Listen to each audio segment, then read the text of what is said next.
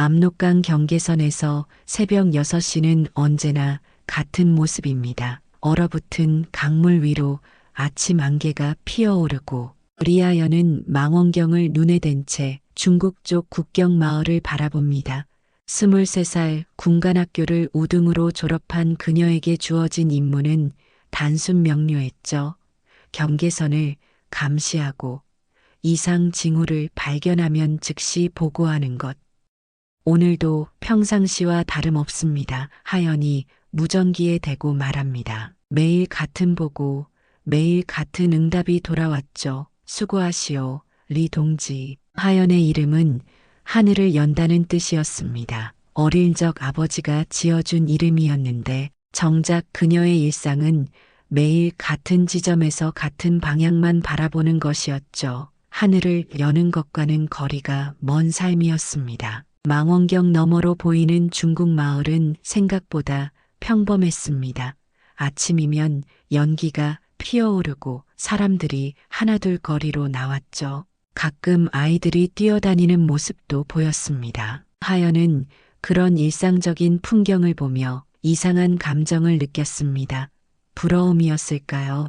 아니면 그리움이었을까요? 리 동지, 교대 시간입니다. 동료 여군이 다가와 말했습니다. 하연은 고개를 끄덕이며 망원경에서 눈을 떼었죠. 그런데 그 순간 망원경 렌즈 끝에 한 사람의 모습이 잡혔습니다. 젊은 남자였는데 다른 마을 사람들과는 뭔가 달라 보였습니다. 그는 키가 크고 말끔한 옷차림을 하고 있었습니다. 얼굴은 차은우를 닮았다고 해야 할까요? 또렷한 이목구비에 온화한 표정을 짓고 있었죠. 그가 마을 사람들에게 무언가를 나눠주고 있었습니다. 물건인지 음식인지는 확실하지 않았지만 사람들이 고마워하는 표정이 역력했습니다. 하연은 잠시 그 모습을 지켜봤습니다. 그런데 이상했죠. 평소 같으면 이런 장면도 그냥 일상적인 풍경으로 넘겼을 텐데 오늘은 왜인지 눈길이 떨어지지 않았습니다. 그 남자의 움직임 하나하나가 자연스러웠고 미소 짓는 모습이 따뜻해 보였습니다. 뭘 그렇게 오래 보고 계십니까? 동료가 물었습니다. 하연은 깜짝 놀라며 망원경에서 손을 뗐죠. 그냥 평상시와 다른 점이 있나 확인하고 있었습니다. 특별한 건 없었죠?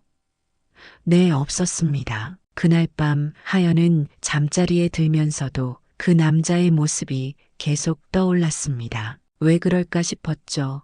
지금까지 수많은 사람들을 망원경으로 봤는데 이렇게 기억에 남는 건 처음이었습니다.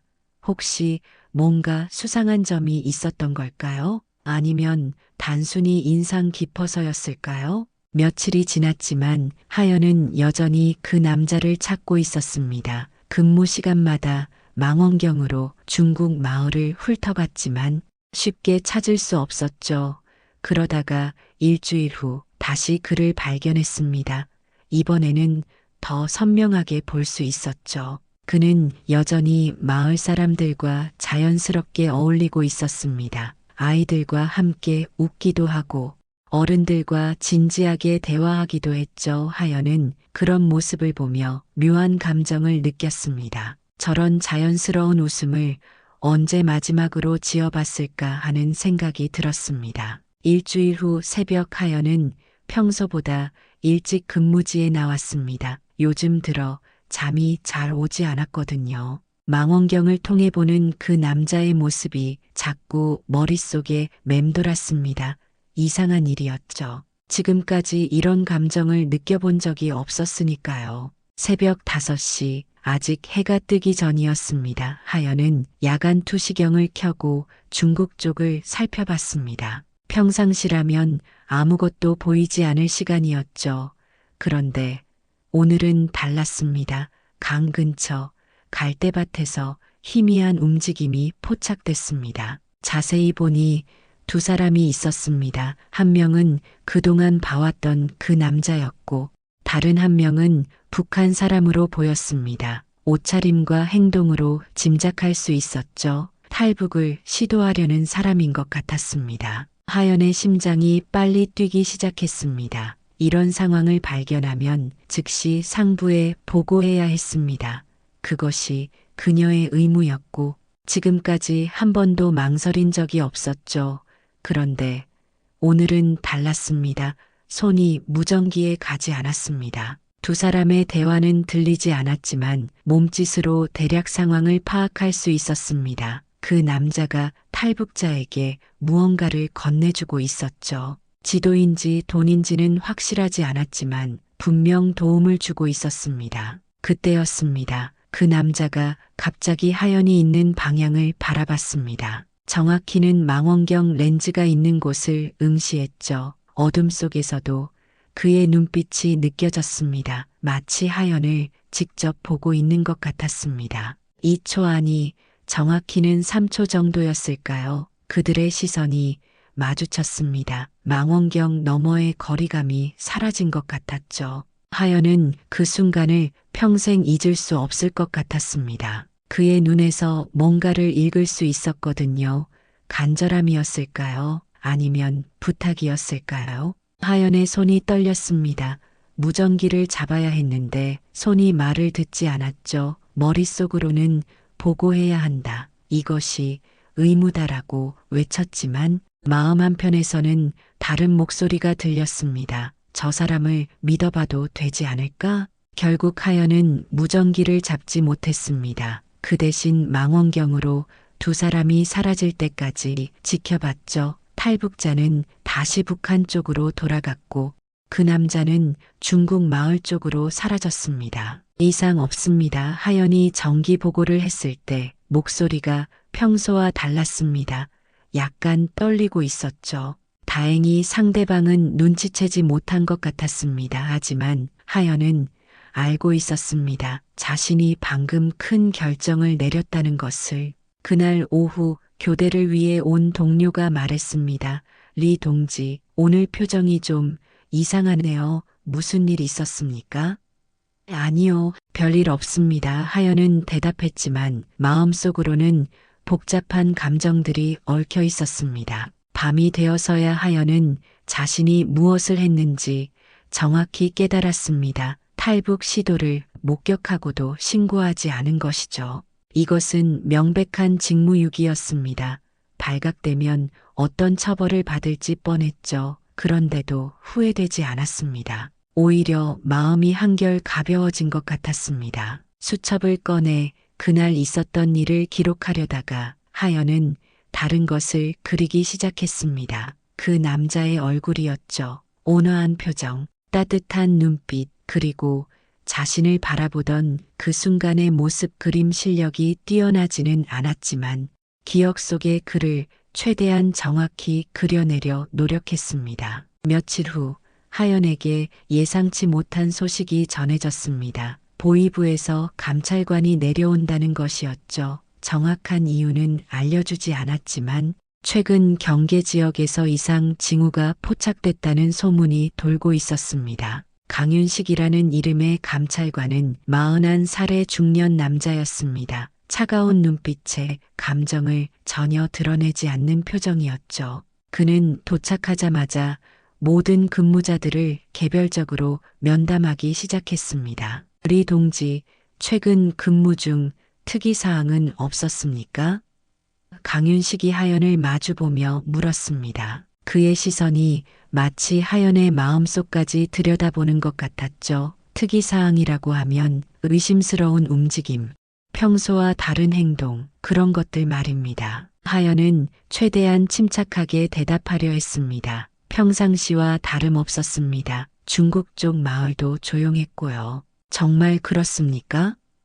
강윤식의 눈이 가늘어졌습니다. 감시 카메라 기록을 보면 며칠 전 새벽에 이상한 움직임이 포착됐습니다. 하연의 심장이 쿵쾅거렸습니다. 감시 카메라까지 있었다는 걸 깜빡했던 거죠. 새벽에는 특별히 본 것이 없는데요. 그렇다면 왜 그날 정기 보고가 평소보다 늦었습니까? 할 말을 찾을 수 없었습니다. 변명을 하자니 더 의심받을 것 같았고 그렇다고 사실을 말할 수도 없었죠. 몸이 좀 안 좋아서 그랬습니다. 몸이 안 좋았다고요? 강윤식이 메모장에 뭔가를 적어 내려갔습니다. 면담이 끝난 후 하연은 한동안 자리에서 일어날 수 없었습니다. 다리에 힘이 빠져버린 것 같았죠. 동료들이 하나둘 면담을 받고 나오는 모습을 보니 모두 비슷하게 긴장한 표정이었습니다. 우리 동지, 괜찮습니까? 같은 부대의 여군이 다가와 물었습니다. 네, 괜찮습니다. 하연은 대답했지만 목소리가 떨리고 있었죠. 혹시 뭔가 문제가 있는 건 아니겠죠? 그날 밤 하연은 잠을 이룰 수 없었습니다. 계속 생각이 맴돌았죠. 자신이 한 행동이 정말 옳았을까? 그 남자를 위해 이런 위험을 감수할 만한 가치가 있을까? 아직 이름도 모르고 말 한마디 나눈 적도 없는 사람인데 말이죠. 하지만 그의 눈빛을 떠올리면 마음이 달라졌습니다. 그 순간의 간절함, 그리고 어떤 확신 같은 것이 느껴졌거든요. 마치 당신을 믿습니다라고 말하는 것 같았죠. 다음 날 근무 시간 하연은 망원경으로 중국 쪽을 바라봤습니다. 그가 보이지 않았죠. 며칠째 보이지 않았습니다. 혹시 문제가 생긴 건 아닐까 걱정이 되기 시작했습니다. 우리 동지, 요즘 집중력이 떨어지는 것 같은데요. 동료가 말했습니다. 그런가요? 네, 망원경 보는 시간도 예전보다 길어졌고, 혹시 개인적인 고민이라도 있으십니까? 하연은 잠시 망설이다가 물어봤습니다. 만약에 말인데요. 우리가 지금 하고 있는 일이 정말 옳은 일일까요? 갑자기 왜 그런 말씀을 그냥 가끔 생각이 들어서요. 동료는 잠시 침묵했다가 조심스럽게 말했습니다. 리 동지, 그런 생각은 위험합니다. 우리는 조국을 지키는 일을 하고 있어요. 그것보다 중요한 게 어디 있겠습니까? 맞습니다. 당연히 그렇죠. 하지만 하연의 마음속 혼란은 계속됐습니다. 밤마다 수첩을 꺼내 그 남자의 모습을 그리면서 자신에게 솔직해지려 노력했죠.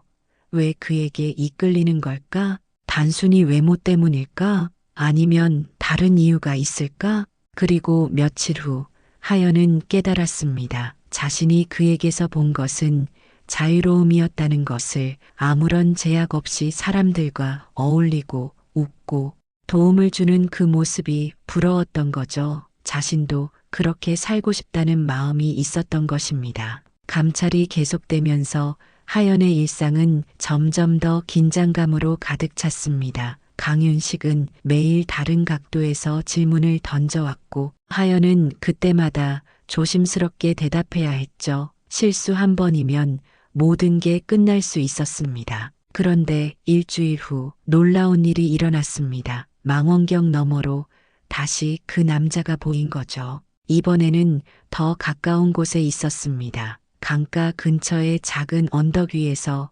무언가를 하고 있었는데 하연을 향해 손을 흔들고 있었습니다. 처음에는 착각인 줄 알았습니다. 설마 자신을 보고 손을 흔들 리가 없을 테니까요. 하지만 그는 분명히 망원경이 있는 방향을 바라보며 손을 흔들고 있었습니다. 그리고 무언가를 들어 보였죠. 종이였습니다. 흰 종이에 큰 글씨로 뭔가 적혀 있었는데 거리 때문에 정확히 읽을 수는 없었습니다. 하지만 그가 하연에게 메시지를 전하려 한다는 건 분명했죠. 하연은 주변을 살펴봤습니다. 다행히 아무도 보고 있지 않았죠. 그녀는 조심스럽게 망원경에 초점을 맞춰 종이의 글씨를 읽으려 했습니다. 몇 글자씩 읽어가며 문장을 맞춰나갔죠. 당신이 자유롭지 않다면 새벽에 빨간 불빛이 깜빡이는 그곳으로 오세요. 하연의 심장이 멈출 것 같았습니다. 이것은 명백한 탈북 제안이었죠. 그런데 놀라운 건 두려움보다는 설렘이 더 컸다는 것입니다. 드디어 기회가 온 거였죠.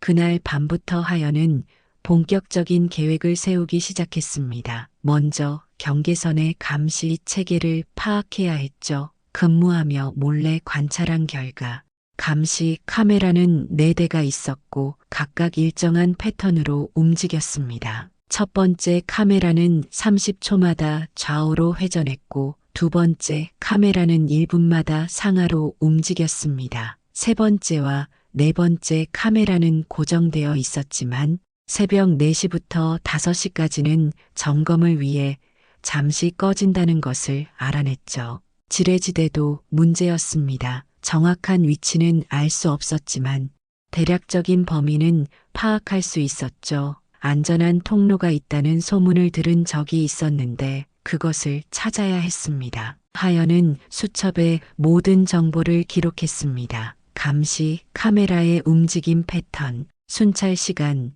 지뢰지대 추정 위치까지 마치 작전 계획서 같았죠. 언제 발각될지 모르는 위험한 정보들이었습니다. 며칠 동안 관찰한 결과 가장 좋은 시간은 새벽 4시 30분경이라는 걸 알아냈습니다. 교대 시간 직전이라 경계가 상대적으로 느슨해지고 감시 카메라도 점검 중이었죠. 경로도 대략 정했습니다. 초소에서 오른쪽으로 200m 지점에 있는 갈대밭을 통과해서 강까지는 약 300m를 기어가야 했습니다. 그리고 강이 얼어 있다면 건널 수 있을 것 같았죠. 하지만 가장 큰 문제는 돌아올 수 없다는 것이었습니다. 한 번 강을 건너면 더 이상 리아연이 아닌 다른 사람이 되어야 했죠. 지금까지의 모든 것을 포기해야 했습니다. 그날 밤 하연은 오랫동안 고민했습니다. 정말 이런 선택을 해도 될까?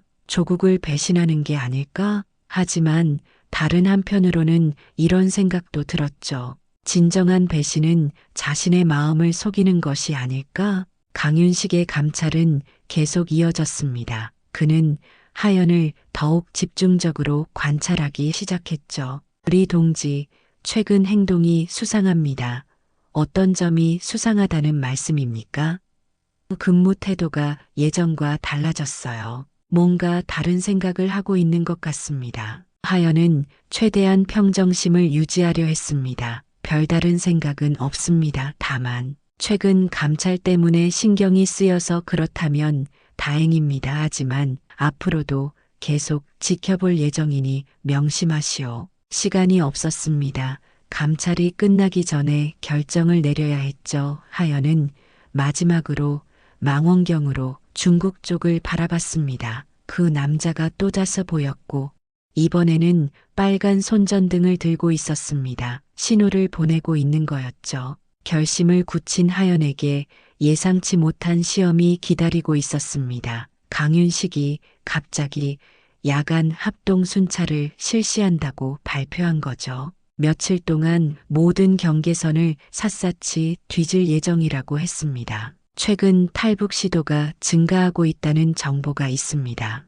강윤식이 모든 근무자들을 모아놓고 말했습니다. 특히 이 지역이 집중 감시 대상입니다. 모두 긴장감을 갖고 임하시오. 하연은 식은땀이 났습니다. 하필 지금 이런 일이 생기다니 계획을 연기해야 할까 생각했지만 오히려 이때가 기회일 수도 있었죠. 모두가 다른 곳에 신경 쓰고 있을 때 움직이면 더 안전할 수도 있었습니다. 그날 밤 첫 번째 합동 순찰이 시작됐습니다. 하연도 다른 근무자들과 함께 경계선을 따라 걸었죠. 평소에는 볼 수 없었던 지역까지 자세히 살펴볼 수 있었습니다. 순찰 중에 하연은 중요한 것을 발견했습니다.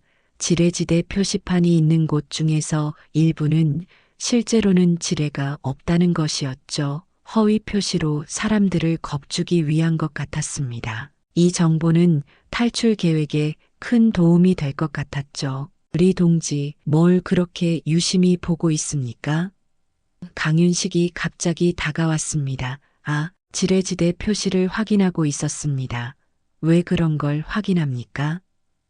혹시 표시가 잘못되어 있으면 위험할 수 있어서요. 강윤식은 의심스러운 눈빛으로 하연을 바라봤습니다. 평소에도 그런 것들에 관심이 많았습니까? 근무자라면 당연히 알아야 할 것 아닙니까? 그렇긴 하지만 좀 지나친 것 같은데요. 다음 날 저녁 하연은 망원경으로 중국 쪽을 살펴봤습니다. 그 남자가 보였는데 이번에는 다른 사람과 함께 있었죠. 두 사람이 진지하게 대화하고 있는 모습이었습니다. 자세히 보니 그 남자가 무언가를 가리키고 있었습니다. 강 쪽 방향이었죠. 그리고 시계를 보더니 고개를 끄덕였습니다. 마치 약속을 정하는 것 같았습니다. 그때 하연의 뒤에서 목소리가 들렸습니다. 뭘 그렇게 열심히 보고 계십니까? 깜짝 놀라 돌아보니 강윤식이 서 있었죠. 언제부터 지켜보고 있었던 모양이었습니다. 정기 감시 업무를 수행하고 있었습니다. 하연이 최대한 침착하게 대답했습니다. 그래요? 그런데 평소보다 오래 보고 계시는 것 같은데. 강윤식이 망원경을 빼앗아 들고 중국 쪽을 살펴봤습니다. 특별한 건 보이지 않는데요. 네, 이상 없습니다. 하연의 목소리가 약간 떨렸습니다. 다행히 그 남자들은 이미 사라진 상태였죠. 우리 동지, 혹시 개인적인 관심사가 있는 건 아니겠죠? 무슨 말씀이신지 중국 쪽 생활이 궁금하다거나 그런 건 말입니다. 강윤식의 눈이 날카로워졌습니다. 그런 건 전혀 없습니다. 저는 조국에 충성하는 군인입니다. 그렇다면 다행입니다. 하지만 앞으로 더 주의 깊게 지켜볼 예정이니 명심하세요. 강윤식이 가면서 던진 말이었습니다. 하연은 그 말의 의미를 정확히 알 수 있었죠. 더 이상 시간이 없다는 것을. 그날 밤 하연은 최종 결심을 했습니다. 내일 새벽이 마지막 기회일 것 같았습니다. 더 이상 미룰 수 없었죠. 그녀는 수첩에 적어둔 모든 계획을 다시 점검했습니다. 새벽 4시 30분, 감시 카메라 점검 시간. 갈대밭을 통과해서 강까지 300m 얼어붙은 강을 건너 중국 쪽 빨간 불빛이 깜빡이는 곳으로 모든 것이 완벽하게 들어맞아야 했습니다. 마지막으로 하연은 그동안 그려온 그림들을 봤습니다. 수첩 곳곳에 그려진 그 남자의 모습들. 처음에는 단순한 호기심이었을지도 모르지만 이제는 확신할 수 있었습니다. 이 감정은 진짜였고 그를 위해서라면 모든 것을 걸 수 있었습니다. 새벽 4시 하연은 평소보다 일찍 일어났습니다. 오늘이 마지막이 될 수도 있는 날이었죠. 심장이 마구 뛰었지만 이상하게도 마음은 평온했습니다. 마치 오랫동안 기다려온 순간이 드디어 온 것 같았습니다. 군복을 입으면서 하연은 모든 것을 점검했습니다. 작은 손전등 하나, 며칠치 비상식량, 그리고 수첩 한 권 더 가져갈 수 없었습니다. 무거우면 움직임이 느려질 테니까요. 오늘따라 일찍 나오시네요. 교대 근무자가 말했습니다. 잠이 안 와서요. 하연이 대답했습니다. 거짓말은 아니었죠. 며칠 동안 제대로 잠을 잔 적이 없었으니까요. 근무지에 도착해서 하연은 망원경으로 중국 쪽을 확인했습니다.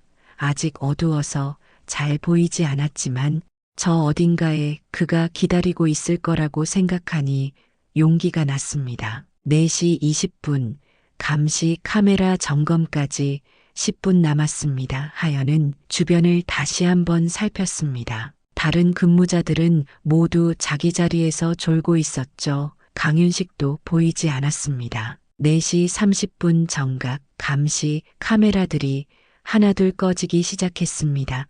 이제 시작이었죠. 하연은 조심스럽게 초소에서 나와 갈대밭 쪽으로 향했습니다. 발소리가 날까봐 최대한 천천히 움직였습니다. 갈대밭에 들어서자 세상이 조용해졌습니다. 바람소리와 자신의 숨소리만 들렸죠. 하연은 나침반을 보며 정확한 방향으로 나아갔습니다.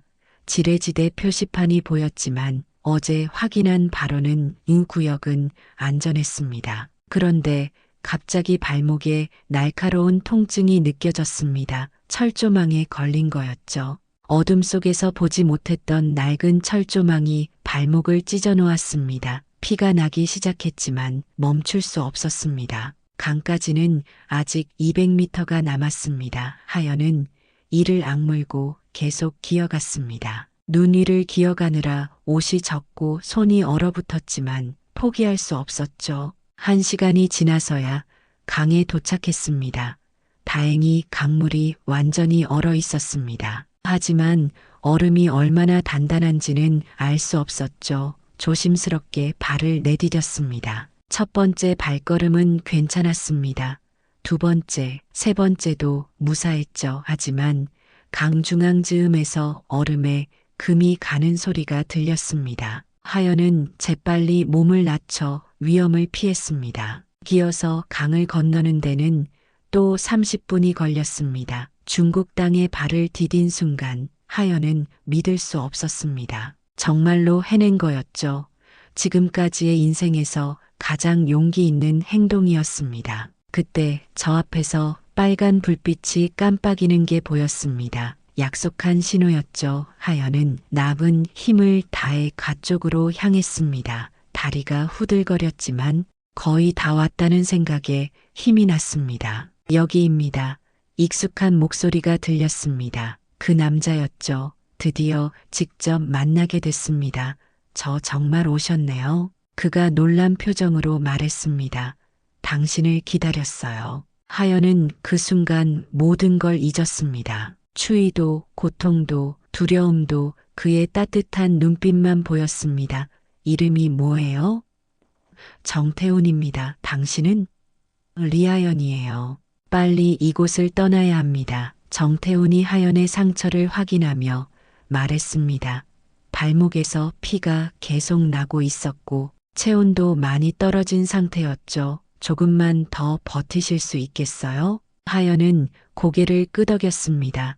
여기까지 온 게 기적이었는데 마지막에 포기할 수는 없었죠. 정태훈은 그녀의 팔을 자신의 어깨에 걸치고 천천히 걸어가기 시작했습니다. 저 마을까지만 가면 안전합니다. 정태훈이 가리킨 곳에는 작은 불빛들이 보였습니다. 중국 국경 마을이었죠. 거기에 도착하면 일단 치료부터 받으셔야 해요. 하지만 그들이 절반쯤 갔을 때 뒤에서 이상한 소리가 들렸습니다.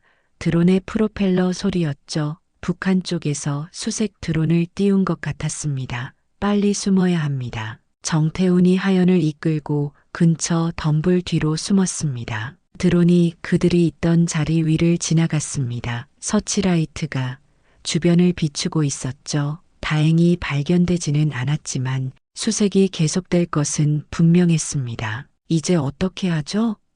하연이 불안한 목소리로 물었습니다. 괜찮습니다. 제가 길을 알아요. 정태훈이 안심시키며 말했습니다. 하지만 조금 더 빨리 가야 할 것 같아요. 정태훈은 하연을 업고 달리기 시작했습니다. 그의 등은 따뜻했고 심장 소리가 들렸죠.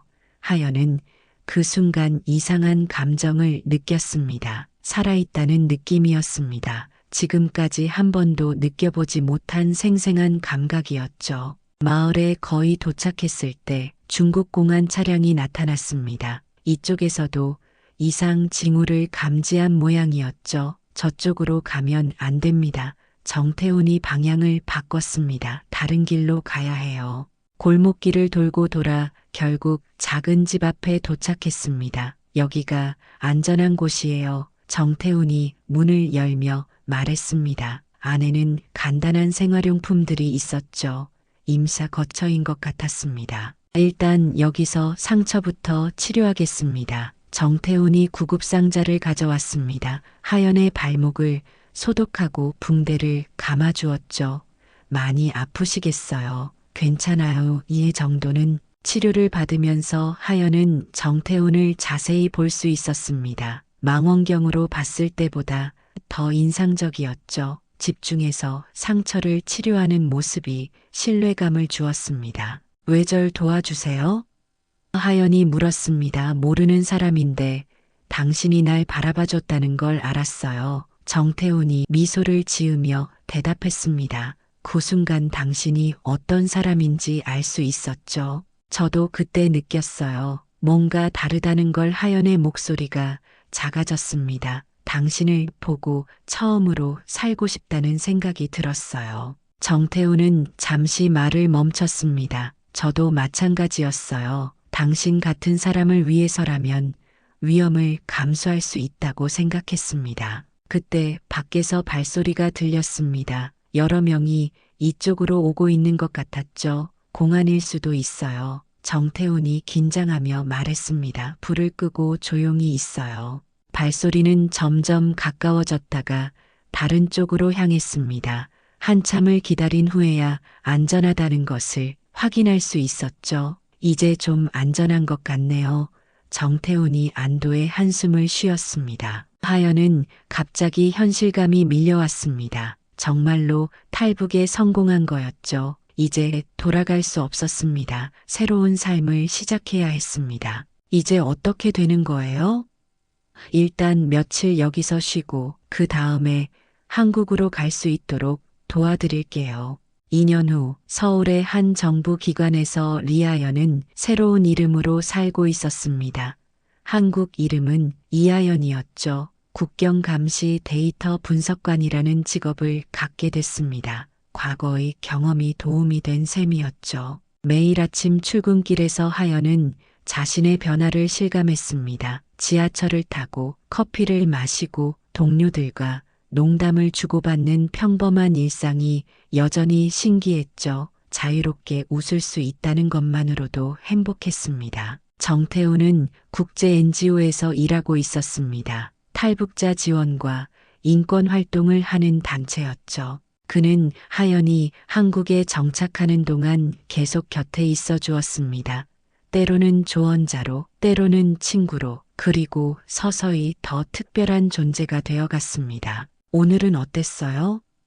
퇴근 후 만난 정태훈이 물었습니다. 둘은 서울 변두리의 조용한 골목에 있는 작은 집에서 함께 살고 있었죠. 새로운 프로젝트가 시작됐어요. 탈북 예방 시스템 구축이라고 하더라고요. 그럴 줄 알았어요. 정태훈이 미소 지으며 말했습니다. 당신이라면 그런 일을 잘할 거예요. 예전에는 막는 일을 했는데 이제는 도와주는 일을 하게 됐네요. 하연이 웃으며 대답했습니다. 그들의 관계는 자연스럽게 발전했습니다. 처음에는 단순히 도움을 주고받는 사이였지만 시간이 지나면서 서로에게 없어서는 안 될 존재가 되었죠. 사랑이라는 감정을 처음 느껴본 하연에게는 모든 것이 새로웠습니다. 어느 주말 둘은 함께 여행을 떠났습니다. 강원도의 한 작은 마을이었는데 압록강과 비슷하게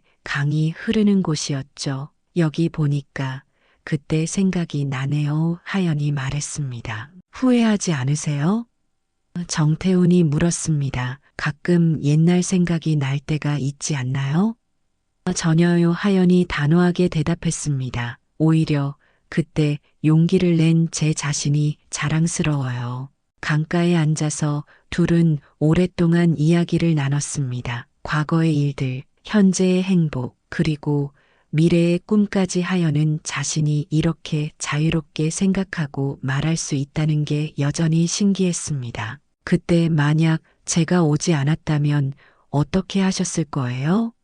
하연이 물었습니다. 정태훈은 잠시 생각하다가 미소를 지었습니다. 그랬다면 제가 건넜을 거예요. 정말요? 네, 누구든 사랑은 그 강을 건너게 돼 있으니까요. 정태훈의 말에 하연은 웃음이 나왔습니다. 그런 말 어디서 배웠어요? 당신한테서요. 해가 지면서 강물이 붉게 물들었습니다. 하연은 그 모습을 보며 생각했습니다. 인생에서 가장 중요한 건 용기라는 것을, 자신의 마음에 솔직해지는 용기, 변화를 받아들이는 용기, 그리고 사랑하는 용기 말이죠. 고마워요. 하연이 정태훈의 손을 잡으며 말했습니다. 뭐가요? 제게 새로운 세상을 보여줘서요. 그리고 함께 있어줘서요. 저야말로 고마워요. 정태훈이 대답했습니다. 당신 덕분에 진짜 의미 있는 일을 하고 있다는 걸 느끼거든요. 집으로 돌아가는 길에 하연은 하늘을 올려다봤습니다. 별이 무수히 많았죠. 어릴 적 아버지가 지어준 이름처럼 이제 정말로 하늘을 열고 살아가고 있는 것 같았습니다. 자유롭게, 그리고 사랑하는 사람과 함께. 그날 밤 하연은 일기장에 썼습니다. 오늘 깨달았다. 진정한 고향은 장소가 아니라 사람이라는 것을. 나의 고향은 이제 정태훈이 있는 곳이다. 그리고 마지막에 덧붙였습니다. 그 강을 건너온 이유를 이제 확실히 알겠다. 사랑 때문이었다.